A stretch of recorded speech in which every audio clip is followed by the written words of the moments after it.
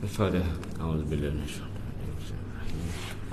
الحمد لله رب العالمين الرحمن الرحيم مالك يوم الدين إياك نعبد وإياك نستعين صراط الذين أنعمت عليهم غير المغضوب عليهم ولا الضالين. السلام عليكم ورحمة الله تعالى وبركاته. الحمد لله الذي هدانا لهذا وما كنا لنهتدي لولا أن هدانا الله. أشهد أن لا إله إلا الله وحده لا شريك له وأشهد أن سيدنا محمدا عبده ورسوله وصفيه من خلقه وحبيبه أدى الأمانة وبلغ الرسالة ونصر الأمة وكشف الغمة وجاهد في الله حق جهاده. اللهم صل وسلم وبارك على سيدنا محمد وعلى آل سيدنا محمد وعلى آله الطيبين وأصحابه الهادين ومن تبعهم بإحسان إلى يوم الدين.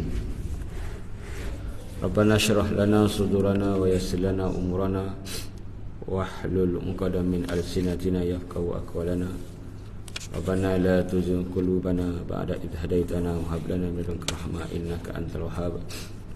ربنا أدخلنا مدخل صدق وأخرجنا مخرج صدق واجعل لنا من لدنك سلطانا نصيرا. ولا حول ولا قوة إلا بالله العلي العظيم. أما بعد.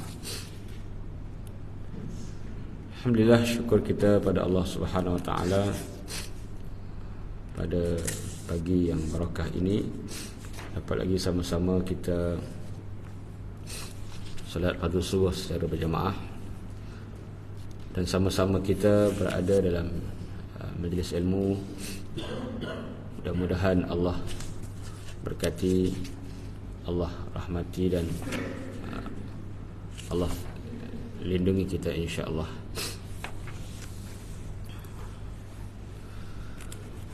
Menyambung tafsir surah Al-Kahfi,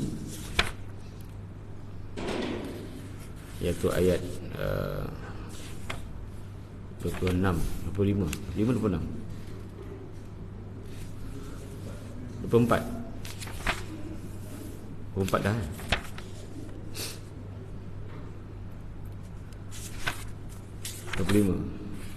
A'udzubillahi minasyaitonir rajim. وَلَبِثُوا فِي كَهْفِهِمْ 300 سِنِينَ وَازْدَادُوا 9. Dan Ashabul Kahfi, 7 orang lelaki yang lari daripada kezaliman, kejahatan dan juga taghut. Apa taghut? Taghut ni kullu ma ubida min dunillah, setiap sesuatu yang disembah selain daripada Allah. Itu adalah tugas para rasul, para nabi. Walaqad ba'atsna fi kulli ummatin an ibudullaha wajtanibut taghut. Dan sesungguhnya kami telah bangkitkan setiap umat seorang rasul.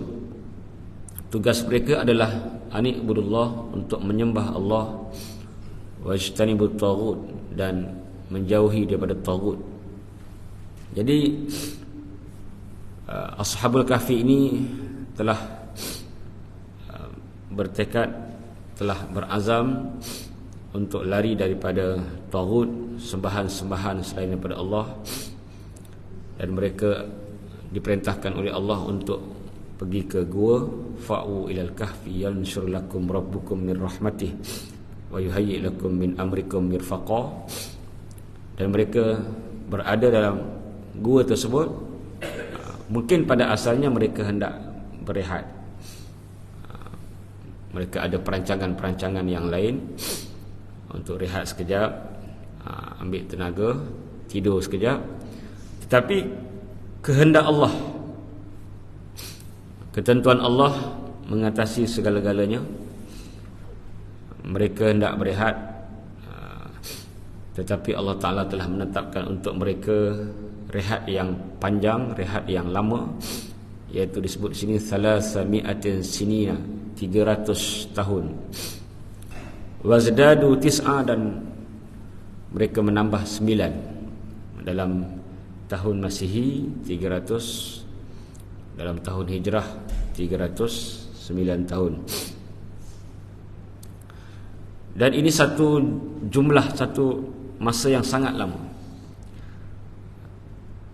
Maksudnya dalam Islam ni banyak perkara-perkara yang luar otak, luar pemikiran manusia. Seperti mana Isra' dan Mi'raj, Allah menjalankan Nabi SAW, hambanya, tidak sampai semalam, sehingga mana ditolak oleh orang-orang kafir Quraisy. Bila orang-orang kafir Quraisy kata kepada Abu Bakar, adakah kau percaya Nabi Muhammad pergi ke langit tidak sampai masa semalam? Maka Abu Bakar dengan yakinnya, confidentnya, dia berkata, kalaulah Nabi yang beritahu, lebih daripada itu pun aku percaya. Ini adalah satu keimanan, kepercayaan, sesuatu perkara yang Allah boleh lakukan walaupun di luar kotak pemikiran manusia. Seperti mana Nabi Musa AS, Allah perintahkan agar dicampak oleh ibunya yang namanya disebut Yukabat. Wa auhayna ila ummi Musa an ardi'i fa idza khifti alaihi falqihi fil yammi. Dan kami wahyukan, iaitu ilhamkan kepada ibu Nabi Musa, an ardi'i, untuk menyusukan Nabi Musa yang baru dilahirkan. Allah perintahkan untuk disusukan.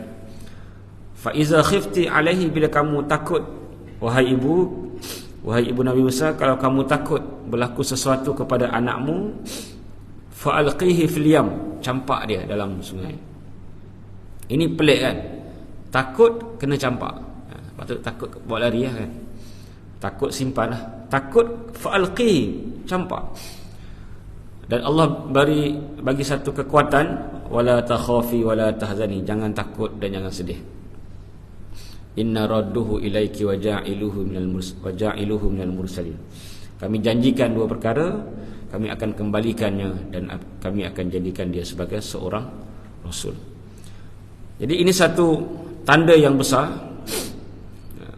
tanda yang jelas bahawa Allah boleh menghidupkan sesuatu yang sudah mati. Allah boleh menidurkan seseorang dengan masa yang sangat lama, iaitu 300 tahun. Kalau 3 hari tidur pun dah pelik, 3 hari tidur pun dah pelik kan, apatah lagi kalau 300 tahun. Ini satu jumlah yang sangat luar biasa. Kemudian Allah sebut dalam ayat yang berikutnya, qulillahu a'lamu bima labithu. Katakanlah wahai Muhammad, Allahu a'lam, Allah lebih tahu berapa lama mereka duduk dalam gua. Lahu ghaibus samawati wal ard, kerana Allah lah pemilik perkara-perkara ghaib yang berlaku di langit dan di bumi. Apa sahaja perkara ghaib, apa sahaja sesuatu yang tidak dilihat dengan mata kasar, Allah lah pemiliknya. Kita tidak boleh mendakwa tahu benda ghaib. Ini seperti mana Tok-Tok Bomo, Tok-Tok Pawang kan. Allah dah sebut ghaib adalah milik Allah, sehingga Nabi pun tak tahu kecuali apa yang Nabi Allah reveal, Allah bagi tahu, Allah turunkan wahyu. Banyak keadaan yang mana Nabi ditanya tapi Nabi tak jawab. Seperti mana cerita Ashabul Kahfi lah kan. Kita dah 2 kali sebut dalam kuliah ni, iaitu Nabi ditanya tentang Ashabul Kahfi, ditanya tentang Zulkarnain, ditanya tentang roh, tapi Nabi tak jawab. Tunggu wahyu. Maknanya Nabi tidak mereka-reka, tunggu wahyu. Ada wahyu, ada penerangan. Tak ada wahyu, Nabi senyap. Seperti mana banyak lagi kisah-kisah yang mana Nabi tidak jawab. Ada satu kisah seorang Badawi, A'rabi. Dia datang jumpa Nabi SAW. Lalu dia kata, ya Rasulullah, inni unzilul manzil li'i'la'i kalimatillah wa li'ayyura makani. Ya Rasulullah, sesungguhnya aku berperang ni ada dua tujuan. Pertama, tujuannya untuk menegakkan kalimah Allah, kerana Allah. Yang kedua, wa li'ayyura makani, tujuan kedua untuk aku nak jawatan, pangkat ataupun kedudukan di sisi manusia. Dia jujur. Jujur kata bahawa selain daripada Allah Ta'ala ada niat-niat yang lain. Nabi tak jawab sampai kesudah, tapi turun ayat akhir surah Al-Kahfi. Kana yarjulika rabbi falyamal amalan salihah wa la yusyrik bi ibadati rabbih ahada. Sesiapa yang nak berjumpa dengan Allah dalam keadaan Allah redha, dapat syurga, falyamal amalan salihah, maka hendaklah dia beramal dengan amal yang baik dan jangan syirik. Maksudnya apa yang dia buat tak boleh ada niat lain di sebalik perbuatan amalnya, maka dia tak dapat pahala, tak dapat ganjaran. Jadi Nabi tak jawab sehingga turunnya ayat Quran. Oleh itu kita tidak boleh mendakwa tahu benda gaib. Tahu seperti mana yang dedahkan oleh tok-tok pawang, tok-tok bomo kan. Dan haram kita pergi berjumpa dengan mereka dan percaya dengan apa yang mereka beritahu. Dalam sebuah hadis sahih, man ata arrafan aw kahinan fasaddaqahu lam tuqbal lahu salatuhu 40 yawman. Sesiapa yang berjumpa dengan arrafan, arraf ni adalah yang mendakwa tahu benda gaib, tok nujum, au kahinan, tok bomo, fasalahu an syai'in, dia tanya tentang sesuatu perkara, kemudian dia bagi tahu sedangkan benda itu tidak dilihat secara zahir, dia mendakwa tahu benda gaib. Dia tahu sakit ni dia tak cek pun, doktor cek kan, ada simptom-simptom dia tak tahu, tengok aja ni kau sakit, call dia, hang ni ada sakit ni, kemudian dia pembedahan gaib lah sebagainya kan. Ini semua adalah yang saya sebut sebelum ni lah, bantuan-bantuan jin. Maka sesiapa yang percaya, sesiapa yang pergi jumpa bomo, tok dukun, tok pawang, tok nujum dan tok-tok yang lain, dia percaya, maka 40 hari 40 malam solatnya tidak diterima. Kita kena elakkanlah daripada benda-benda yang boleh merosakkan akidah, merosakkan ibadah kita kan. Sebab kita yakin lahu ghaibus samawati wal ard, milik Allah sahaja, lahu, tidak ada milik yang lain. Lam ni lam lil milki, lam maksud milik, hanya Allah sahaja tahu benda gaib. Ghaibus samawat, sama ada perkara gaib yang ada di langit, wal ard, ataupun perkara gaib yang ada di bumi. Absir bihi wa asma', Allah absir maksudnya ma absarah wa asma', Allah sangat mendengar, sangat melihat dan sangat mendengar. Kata Qatadah, maksudnya la ahad absar minallah wa la asma'. Maksud kepada absir bihi wa asma', kata Qatadah, salah seorang mufassir, tidak ada yang lebih melihat dan lebih mendengar daripada Allah Subhanahu wa taala. Jadi hakikat melihat dan hakikat mendengar, Allah sahaja yang dapat melihat dan mendengar secara menyeluruh, ala wajhil ihaqah, tak ada yang tersembunyi. Dalam Quran sebut la yakhfa 'alallahi syai', tidak ada sesuatu pun yang tersembunyi dalam hati kita. Kita terdetik, kita terniat, apa sahaja yang kita niatkan, yang kita lalukan dalam hati kita, yang kita fikir, semuanya Allah tahu. Cuma bila kita dalam hati, dalam pemikiran kita, kalau benda itu tak sengaja lalu kan, maka tidak dikira sebagai dosa lah. Kita niat benda tak elok, tapi benda tu lalu. Tapi kalau kita betul-betul azam ada intention yang jelas, niat yang jelas, maka ianya dikira oleh Allah Subhanahu Wa Taala.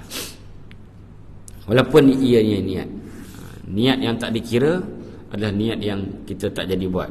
Niat jahat tapi tak jadi buat kerana Allah, maka itu dikira pahala. Seperti mana yang Nabi sebut, man hamma bis sayyi'ah falam ya'malha kutibat hasanah. Sesiapa yang berniat jahat tapi tak buat, dapat satu pahala. Itu kalau dia tak jadi buat kerana takut pada Allah. Tapi kalau dia tak jadi buat kerana takut manusia, tetap dapat dosa. Seperti mana yang Nabi sebut, bila Nabi kata izal taqal al-muslimani bisayfayhima, izal taqal muslimani bisayfayhima fal qatil wal maqtul finnar. Dalam hadis Sahih Bukhari sebut, bila bertemu dua orang samsing kan, membunuh, seorang mati, seorang selamat, kedua-duanya pembunuh dan yang dibunuh dalam neraka. Fal qatil wal maqtul finnar. Jadi sahabat pun hairan.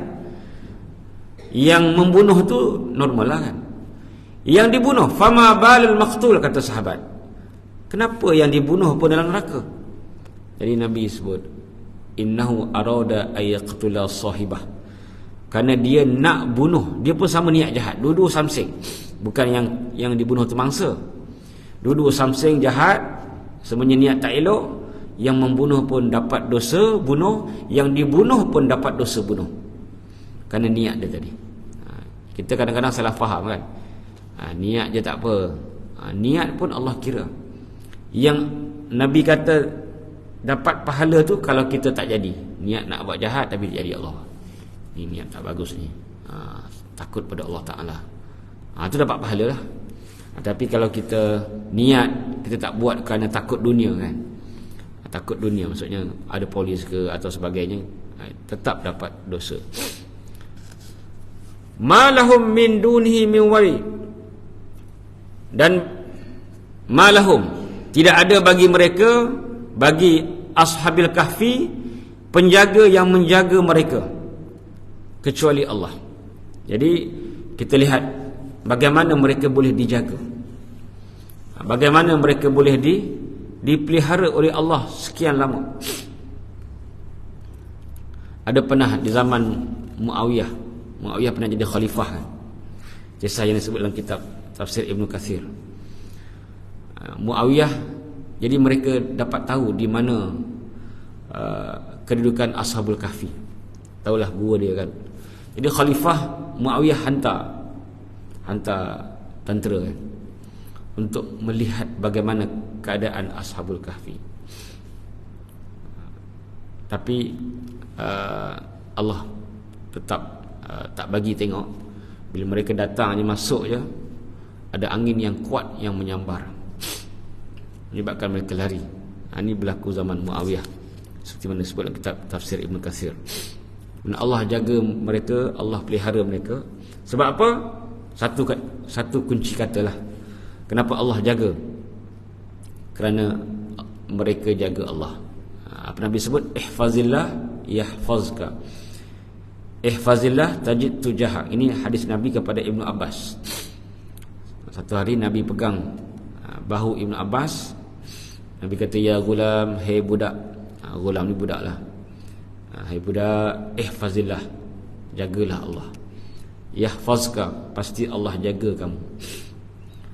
Nabi kata lagi, ihfazillah, jagalah Allah. Tajid tujahak, pasti Allah akan bersamamu. Ini benda yang perlu kita pegang untuk diri kita. Jagalah Allah, Allah jaga kita. Dan kita serap semai dekat anak-anak kita. Kita bukan hanya suruh mereka puasa, suruh mereka ibadah, tapi yang lebih utama kita masukkan akidah tauhid. InsyaAllah kita akan lihat banyak lagi pemuda-pemuda, remaja-remaja yang Allah berikan perlindungan kepada mereka. Kita nak create Ashabul Kahfi, generasi baru. Bukanlah pergi gua tapi orang yang menjaga akidah, mempertahankan Islam, menjaga perintah-perintah Allah. Wala yusyrik fi hukmihi ahada, Dan janganlah syirik. Apa syirik? Menduakan pada hukumnya. Jangan syirik. Jadi kita tidak boleh menduakan Allah SWT, bukan hanya dalam bentuk sembahan, malahan bentuk hukum. Sebab hukum pun eksklusif milik Allah. Eksklusif milik Allah. Nabi keluar hukum adalah wahyu daripada Allah. Sebab tu tak boleh kita terima hukum daripada selain daripada Allah. Macam saya sebut sebelum ni, sesiapa yang create hukum, undang-undang yang bukan daripada Quran dan Sunnah, hanya berdasarkan hawa nafsunya, dia fikir ini baik, dia fikir ini bagus, maka itu satu bentuk syirik. Mana syirik bukan hanya sembah semata-mata. Sembah tu syirik dah lah. Seperti mana orang Quraisy kan, dia percaya Allah tapi sembah berhala. Tujuannya untuk mendekatkan diri pada Allah. Ma na'buduhum illa liqarribuna ila Allahi zulfa. Orang kafir kata, kami tak sembah berhala kecuali nak dekatkan diri pada Allah. Percaya pada Allah, beriman pada Allah kan. Wala in sa'altahum man khalaqas samawati wal ard illa yaqulunna Allah. Dan sekiranya kamu bertanya kepada mereka, siapa yang buat langit, siapa yang buat bumi, mereka akan menjawab Allah. Tapi mereka sembah berhala. Mereka tak kata berhala yang buat langit, buat bumi, tapi nak dekat. Nak dekat dengan Allah, sembah berhala. Dan inilah syirik yang kita ketahui. Tapi ada satu syirik lagi, iaitu kita menduakan Allah dari segi bentuk hukum. Ma wala yusyrik fi hukmihi ahada. Bentuk hukum. Maknanya kalau ada orang yang buat hukum bukan berpaksikan Quran dan Sunnah, maka itu juga kita bentuk-bentuk syirik. Itu juga bentuk-bentuk syirik. Seperti mana yang saya sebut sebelum ni, ayat 31 surah At-Taubah. Allah sebut, ittakhazu ahbarahum wa ruhbanahum arbaban min dunillah wal masih ibn Maryam. Orang-orang Yahudi, orang-orang Nasrani menjadikan ulama-ulama dan pendeta-pendeta mereka sebagai Tuhan selain daripada Allah. Seorang sahabat, Adi bin Hatim, pelik. Kenapa Allah kata orang Yahudi, orang Nasrani jadikan mereka Tuhan? Mereka tak pernah sembah pun ulama-ulama, pendeta-pendeta. Kata Nabi, ya, mereka tak pernah sembah. Tapi bila ulama ni, pendeta ni haramu halalan wa halalu haraman, benda yang haram dihalalkan, benda yang haram dihalalkan, benda yang halal diharamkan, itulah bentuk-bentuk syirik. Fattaba'uhum, orang ramai ikut, maka itulah bentuk syirik.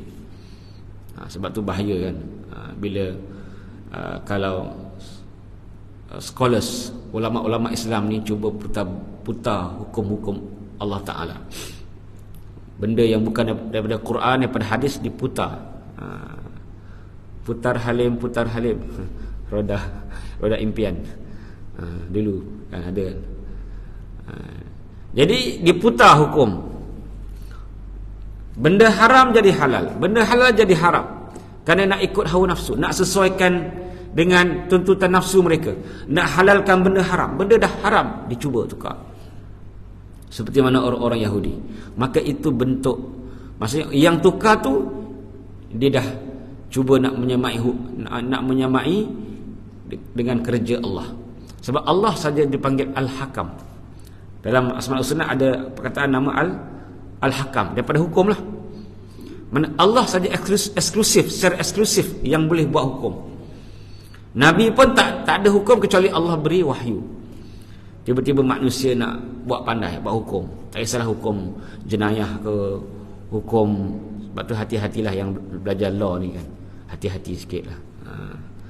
Sebab hukum eksklusif daripada Allah. Mana kita, Islam ni bukan hanya sembahyang aja, bukan hanya puasa je. Jadi hukum pun mesti berpaksikan Quran dan Sunnah. Luar daripada tu, itu dikira kita telah mencabar kerja Allah. Dalam surah Asy-Syura saya ingat, am lahum syuraka syara'u lahum minad din man lam ya'zan bihillah. Adakah mereka ada sekutu-sekutu. Siapa dia? Syara'u lahum minad din. Mereka buat syariat agama yang bukan Allah buat. Malam ya'zan bihillah, benda yang Allah tak izin. Yang Allah izin, kalau ulama Islam mujtahid ambil Quran, ambil hadis, keluar satu ijtihad, itu izin, Allah izin. Tapi yang benda yang berlawanan dengan Quran, berlawanan dengan sunnah, benda halal diharamkan, benda haram dihalalkan, nak haramkan benda yang jelas. Oleh itu berhati-hatilah, berhati-hati. Semalam saya dengar seorang ustaz, sajalah dia kalau tak ada isu semasa dia ngantuk sikit. Dia kata, tuan-tuan, sebenarnya poligami ni benda yang sangat susah, tuan-tuan. Apa yang pertama saya ingat lagi, ni pukul 12.40 malam dia hantar kan. Bukan dia lah, orang lain hantar. Terpelik kan. Ustaz ni famous juga, pernah datang lu Kelang kan. Tak mahu sebut nama lah kan. Kata poligami benda yang susah. Poligami, siapa yang tak sembahyang jemaah di masjid tak boleh poligami. Kok mana pula? Hukum mana pula? Tak ada dalam kitab Pak Mazhab kata siapa yang tak pergi sembahyang masjid tak boleh poligami. Jadi dia menyusahkan. Yang kedua dia kata, sekejap, ingat lupa. Dah 12.40 malam kita dah tidur, kita bunyi ting kan. Kita tekan lah. Famous ustaz, tapi bukan ustaz TV lah, tapi famous ceramah-ceramah KL. Dia kata, ada video ni kalau tak percaya. Tak sembahyang kat masjid tak boleh. Yang keduanya, yang kedua, kalau contohnya satu isteri, maaf Datuk, satu isteri, kita ada contohnya, dia bagi contoh 5,000, dia ada gaji 5,000 bagi kat isteri pertama. Tiba-tiba dia nak kahwin lain, tak boleh ambil hasil gaji tadi, satu pekerjaan tadi untuk isteri kedua. Maknanya dia kena kerja lain pula. Sudah. Kerja pertama untuk isteri pertama, kerja kedua untuk isteri kedua. Siapa pula hukum tu? Ini sama ni. Ayat ni kan, wala yusyrik fi hukmihi ahada. Jangan syirik. Syirik ni bukan hanya sembah, buat hukum benda yang tak dalam Quran hadis. Pelik-pelik lah. Ada video, bukan saya nak reka-reka cerita bagi tuan-tuan tak ngantuk. Ada video kat sini, saya boleh tunjuk. Ustaz ni kalau biasa tak tahu datang sini ke tidak, tak pasti, tapi memang famous. Dia kedua kata, dia tiga apa tak ingat lupa lah, semalam kan. Kalau tengah nak tidur tiba ada hantar mesej, orang lain hantar. Betul ke ni kan? Saya tak jawab pun. Yang kedua, yang ketiga apa tak ingat. Dia tiga dia tu, benda yang pelik. Mesti sembahyang kat masjid. Yang kedua, mesti ada pekerjaan lain. Satu pekerjaan, satu job untuk satu isteri. Siapa yang nak isteri lain kena kerja lain. Pelik ni. Ini syarat mana pula datang? Kadang-kadang kalau 4 isteri 4 pekerjaan, kena kan tu. Tak kerja lain, siang kerja pejabat, malam kerja Grab lah. Pelik ni. Yang ketiga saya ingat lah, lupa. Saya pun tak niat nak bawa ke kuliah ni, tapi kena dengan ayat ni kan. Tak kira lah ustaz ke ulama ke, kita nak hukum kena ada sandaran. Ijtihad ulama pun pertama dia layak lah. Dalam kelas saya ada belajar usul fiqh kan, ada 10 syarat-syarat. Orang yang nak buat keluar hukum ni ada 10 syarat. Mahir bahasa Arab, tafsir hukum, hadis hukum, balaghah, nahwu, antaranya 10. Saya dah listkan dalam kelas saya kan, dah bulan grup kelas. Bukan senang. Satu lagi yang batu, ada lagi, banyak lagi. Dari segi ialah apa sandaran dia. Sembahyang 5 waktu di masjid yang boleh poligami. Nak poligami tak nak tu terpulanglah. Malahan dalam mazhab Syafi'i ada ulama kata sunnah mana tidak poligami. Ada. Ini bukannya hukum baru. Mana bukan sunnah, maksudnya mana yang lebih afdal. Ada yang kata lebih afdal monogami. Ada dalam mazhab Syafi'i. Ada ulama-ulama yang saya boleh listkan, saya tak ingatlah. Maksudnya dia kata Nabi itu memanglah lebih 4 khususiah.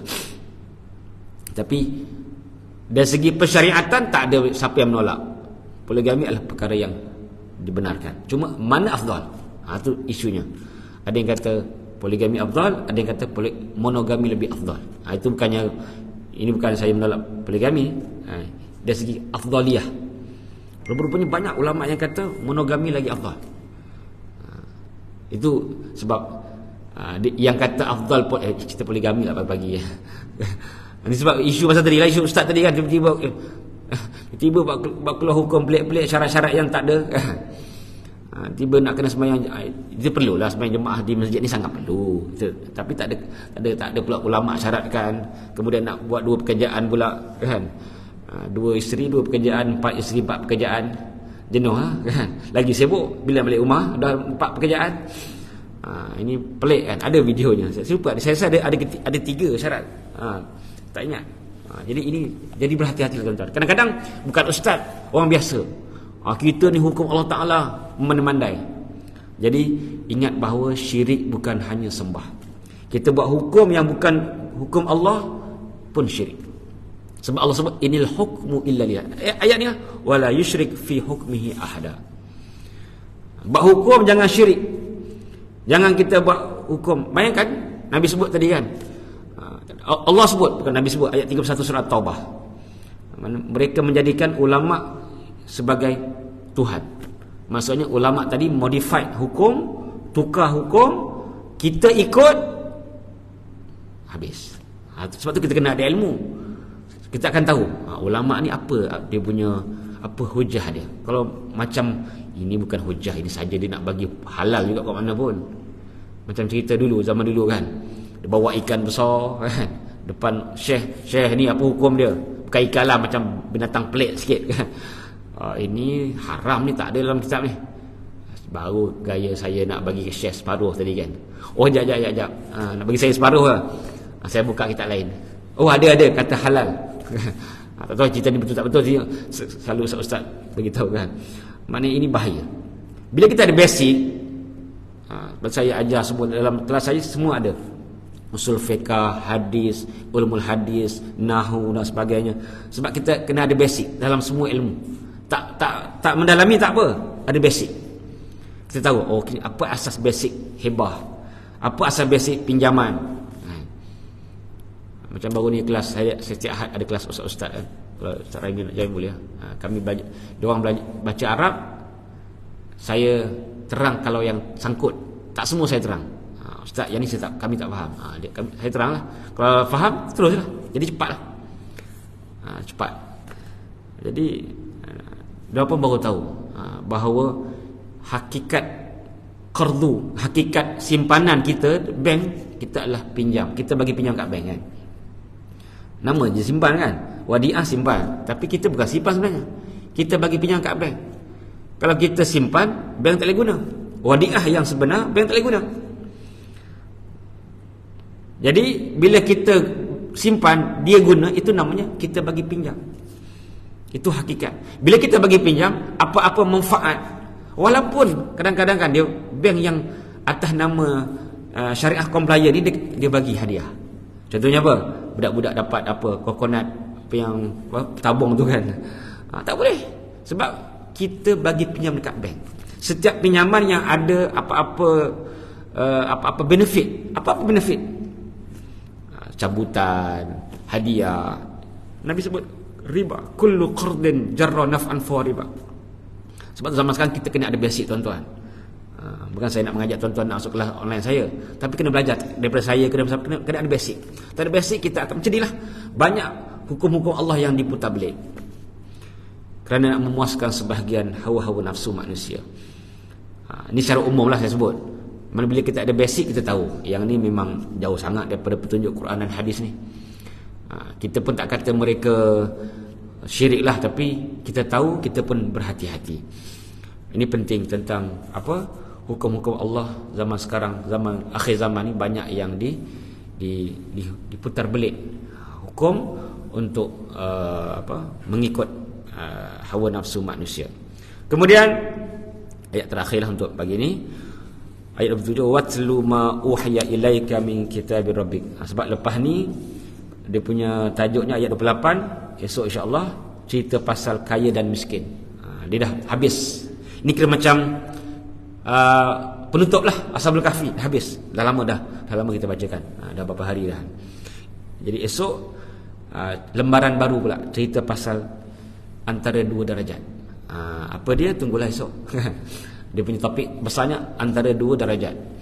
Bermula daripada ayat 28 sampai sampai banyak kan. Cerita pasal kaya dan miskin. Jadi sebagai penutup kepada Ashabul Kahfi, watlu ma uhiya ilaika min kitabi rabbik la mubaddila li kalimatih, dan bacakanlah ma uhiya ilaika, apa yang diwahyukan kepada engkau, min kitabi rabbik, daripada kitab Allah. Jadi Allah perintah Nabi agar bacakan Quran pada kita semua. Mana baca bukan hanya untuk baca. Kita ni banyak baca untuk baca kan. Baca untuk faham. Baca untuk faham. Mana kita kena sentiasa ada.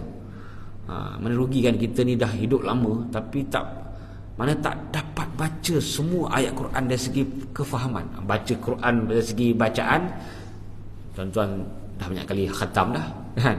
Depan Kaabah khatam, Ramadan khatam, apa lagi, kecil-kecil dah khatam. Mana khatam makna ayat Quran. Sebab Allah perintah dan Allah tegur manusia yang tak faham. Allah tak tegur orang yang tak baca, tapi Allah tegur orang yang tak faham. Apa dia? 2 kali kan, afala yatadabbaruna al-Quran. Ada 2 kali Allah sebut dalam Quran kenapa mereka tak tadabbur, memahami isi kandung Quran. 2 kali. Salah satu ayat tadi Allah sebut sebabnya. Sebab apa orang tak nak dalami ayat Quran? Am ala qulubin aqfaluha. Orang tak nak faham isi, orang nak baca je, orang nak dengar biasa je, nak dengar dari segi lagu je, faham tak kisah sangat. Sedangkan prioriti kefahaman lebih besar daripada prioriti kita nak lagukan Quran. Faham tu. Allah kata kenapa mereka tak faham? Kerana ada qulubin aqfaluha. Hati mereka ada aqfal. Apa aqfal? Quf. Mangga. Arab kalau Arab mesti panggil uf. Tu mangga. Kalau Arab Saudi guf. Mangga kalau nak pergi kedai kan. Quflun dalam bahasa Arab. Kerana dalam hati manusia ada mangga, ada apa, padlock. Ada kunci-kunci yang mengunci hati manusia. Semalam ada gambar viral kan, slipper kan, dekat surau dia manggakan dia punya tali tu, tak bagi orang curi lah. Tak tahu betul tak gambar tu melawak ke apa, tapi gambar kat surau kan, dia gambarkan slipper pun dimanggakan, takut orang curi. Kadang-kadang bukan curi, dia tak sengaja kan, kadang-kadang sengaja pun ada kan. Jadi bila mangga tak dapat lah. Jadi sama bila hati dimanggakan, apa mangga yang mengunci sebab menyebabkan kita tak boleh nak faham. Bukan kita boleh faham, kita tak berusaha untuk faham. Kerana kita penuh dengan dunia lah. Kita tak rasa nak faham. Ini bahaya, tak rasa nak faham. Kita tak faham tu nombor 2, tak rasa nak faham, tak rasa nak mendalami. Tak ada masa untuk kita nak menghayati. Tapi alhamdulillah lah, dengan usaha kan, buat program tadabbur tadabbur surah Al-Kahfi ni, kita dapatlah faham banyak benda kan dalam Quran. Sebab tu saya satu-satu. Saya ni kalau ikut dari segi level, kalau nak faham Arab pun boleh. Tapi saya tak sebutlah watlu, fi'il amar, waw, ataf kan. Tapi kalau yang ada basic boleh tanya dalam kelas, ustaz ni apa? Boleh. Saya sebab kalau yang tu pun saya sebut, nanti takut tuan-tuan pening pula kan. Kalau ustaz apa Raimi tak apalah kan. Sebab apa, bila kita tahu bahasa Arab, kita akan tahu apa fungsi-fungsi. Contohnya kan, fa dengan summa. Fa cepat, takkib fauri. Summa lambat, takkib tarakhi. Jadi kita tahulah fa sejurus selepas tu. Summa kemudian. Jadi dia ada makna yang berbeza lah. Ini penting. Kita faham bahasa Arab, tapi bahasa Arab saja tak boleh kita faham Quran. Kita kena banyak bagi masa untuk memahami. Sebab Arab Quran ni dia berbeza, dia seni dia berbeza. Ada yang pandai bahasa Arab tapi bila baca Quran dia rasa blur. Sebab dia punya perkataan dia, uslub dia sangat tinggi. Sehingga orang Arab pun yang faham tak ramai lah. La mubaddila li kalimati, tidak ada mubaddil, takkan ada pertukaran bagi kalimah-kalimah Allah. Mana ayat Allah takkan bertukar. Walan tajida min dunihi multahada, dan kamu tidak akan lihat wahai Muhammad. Biasanya kalau dalam Quran kamu Dia merujuk kepada Nabi Muhammad. Qul, katakanlah wahai Muhammad. Tajida, dalam bahasa Arab tajid ni maksudnya engkau tak akan mendapati perlindungan selain daripada Allah Subhanahu wa taala. Jadi perlindungan kita hanya kepada Allah. Kita hanya minta pada Allah. Kita keluar rumah pun Nabi ajar kan, kita minta perlindungan. Bismillahi tawakkaltu 'alallah wala haula wala quwata illa billah. Apa kelebihannya? Ada 4 kelebihan. Ini doa penting. Keluar rumah je, ini kita minta perlindungan. Sebab Allah sebaik-baik. Allah bukan sebaik-baik, the only one. Hanya Allah sahaja. Kalau sebaik-baik ini macam kita compare kan. Memang Allah sahaja. Tak ada siapa yang boleh lindung kita. Kerajaan ke, majikan ke, Allah sahaja.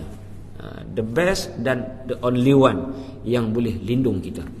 Antaranya kita keluar rumah, Nabi ajar bismillah tawakkaltu 'alallah wala haula wala quwata illa billah. Ada 4 kelebihan. Apa dia? Kufita, dijaga, dipelihara, dicukupkan. Maknanya dicukupkan ni maksudnya rezeki kan. Wuqita, dijaga, wiqayah, perlindungan. Yang ketiga, hudita, dia beri petunjuk. Mana bila kita baca doa ni, keluar rumah senang nak semayang. Kadang-kadang kita rasa malas, depan nak semayang surau, sekali depan jam. Lepas tu menyesal, jam pula dah, tadi ingatkan nak singgah, ni ada surau. Sebenarnya kita boleh singgah, tadi ada surau, kita nantilah sempat depan ni. Itu syaitan lah, suruh kita lambat kan. Jadi bila hudita, kita baca doa ni, insya-Allah Allah permudahkan nak buat ibadat, nak semayang, nak berzikir kan. Tengah memandu kita ingat Allah Ta'ala, sebut nama Allah. Yang ketiga, yang keempat, tanaha anhu syaitan. Doa yang ringkas, bismillahirrahmanirrahim wala haula wala quwata illa billah. Syaitan akan jauh daripada kita. Tanaha anhu syaitan. Ini penting. Tapi kalau kita ada benda yang kita takut, bagaimana kita nak perlindungan keluar rumah? Sembahyang 2 rakaat. Contohnya kalau nak pergi kedai depan, boleh juga, sunat juga sembahyang 2 rakaat, tapi kita rasa malas lah kan. Ini kalau kita nak pergi jauh ke, jangan lupa 2 rakaat. Sebab Nabi kata rakaat ni 2 rakaat kamu sembahyang, kamu keluar akan menegah daripada makhrajas su. Tamna'ani min makhrajis su. 2 rakaat kita buat akan mengelakkan daripada perkara yang buruk. Ini sembahyang sunat keluar rumah dipanggil. Tak kira, ini bukan musafir jauh kan. Yang ni sembahyang sunat keluar rumah. Hari tu saya ajar sembahyang sunat zawal kan. Ada yang dah buat lah. Zawal sebelum qabliyah zuhur. Sebab masa tu waktu yang terbuka pintu langit. Dia ada banyak dalam hadis waktu-waktu terbuka pintu langit. Nanti mungkin lepas tapi sini soal jawab agama, tak ada kuliah kan. Tak ada kuliah bertajuk. Kalau sini semuanya saya setiap bulan saya jawab. Ada satu artikel ataupun yang saya pernah baca tentang waktu-waktu yang terbuka pintu langit, antaranya sebelum zuhur.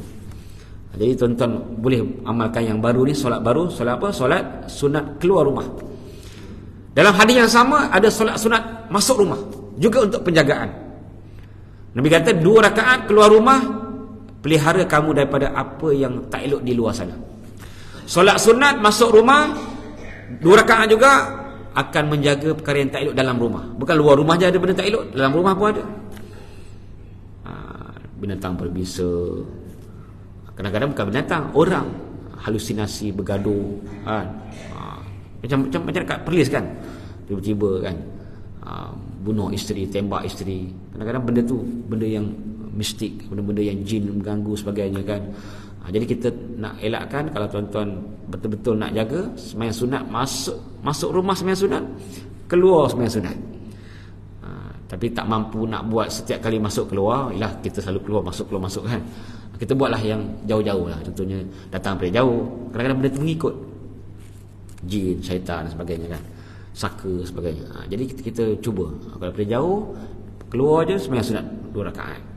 Tapi yang ni kita boleh gabung. Contohnya kita keluar waktu duha kan, gabunglah dengan sembahyang sunat duha. Solat sunat duha dengan sembahyang sunat keluar rumah, dapat 2 pahala. Ataupun kita sampai tu waktu duha, gabung juga sembahyang sunat duha dan sembahyang sunat masuk rumah. Ini sembahyang sunat keluar rumah satu, sembahyang sunat. Ini semua untuk penjagaan. Sebab apa Allah sebut walan tajida min dunihi multahada, dan kamu tidak akan dapati selain daripada Allah multahada, tempat perlindungan. Tapi kita kena bagi asbab lah. Allah ni maha pelindung, kita kena bagi asbab, usaha-usaha untuk berlindung. Antaranya dengan doa, dengan berikhtiar, dengan solat tadi. Jadi mudah-mudahan dengan selesainya cerita Ashabul Kahfi, kita dapat satu suntikan semangat bahawa mereka cukup susah untuk beribadah. Kita dah belajar kan sebelum ni bahawa mereka bila 7 orang berkumpul, mereka cari satu pot untuk sembahyang hari-hari, ibadah hari-hari secara tersembunyi. Tapi mereka istiqamah. Walaupun susah nak beribadah, kena sembunyi-sembunyi, mereka istiqamah hari-hari, mereka berkumpul. Kita yang tak ada halangan, tak ada siapa yang polis tangkap kerana solat, kecuali masa PKP hari tu kan. Polis tangkap kerana solat di masjid. Ada kawan kat Perak mana kan, dia buat berjemaah kan, sembahyang tarawih kan. Ada ingat yang ketangkap lah, kena apa, kena, saya lupa kenapa, kat Perak tu lah, surau tu kan. Kena tangkap ke? Kena tangkap lah. Tangkap lah, masa pergi beli balai lah. Itu jarang-jarang berlaku lah. Dalam hidup kita kan tak pernah kan sembahyang tarawih kena tangkap. Itu je lah sebab PKP kan. Lain pada tu tak ada, kita senang. Tapi ramai yang tak istiqamah. Ini lihat kepayahan mereka, mereka tetap sembahyang. Kesenangan kita banyak tinggalkan sembahyang, terutama di masjid dan di surau. Wallahu alam. InsyaAllah kita akan masuk ke lembaran kisah baru, iaitu antara 2 darajat kan. Dia punya tajuk yang saya bagilah antara 2 darajat. Kita akan cerita pasal kaya dan miskin, dan juga apa kelebihan dan juga kekurangan-kekurangannya. Wallahu a'lam. Auzubillahi minasyaitonir rajim. Bismillahirrahmanirrahim. Alhamdulillahirabbil alamin. Wassalamu ala sayyidil mursalin wa ala alihi washabihi ajma'in. Allahumma inna nas'aluka al-huda wat-tuqa wal 'afafa wal ghina. Rabbana ja'alna muqimis shalah wa min dhurriyyatina innaka sami'ud du'a. Allahumma harusna bi anika allati la tanam, aknifna bika fil ladzi la yuram. Allahumma ij'alna minal ladzina yastami'una al-qawla fayattabi'una ahsanah. Rabbana atina fid dunya hasanah wa fil akhirati hasanah wa qina adzabannar. Sallallahu alaihi Muhammad walhamdulillahil alamin. Assalamualaikum warahmatullahi wabarakatuh.